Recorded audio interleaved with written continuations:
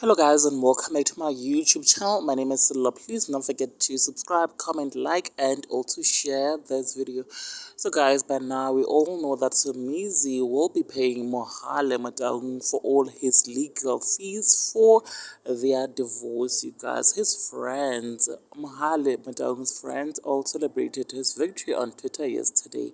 One particular friend who is called a Peace intentionally trolled Somizi by asking Mohale who will be paying his legal fees. Mohale responded to the tweet with Sarafina's pictures, and we all know that Musakaula is the one who trolls and calls Somizi Sarafina.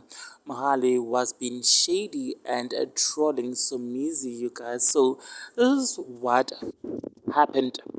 Peace wrote and tagged Mohale. Who are you sending the invoice to at Mohale Mutaung? And of course, you guys, Mohale, being shady, responded by sending that Sarafina picture, which actually he is referring to Somizi Mhlongo. Now, you guys, please do share your thoughts down in the comment section below. Also, subscribe if you have not yet done so, because I will definitely see you on my next one. Thank you so much for watching this video. Bye.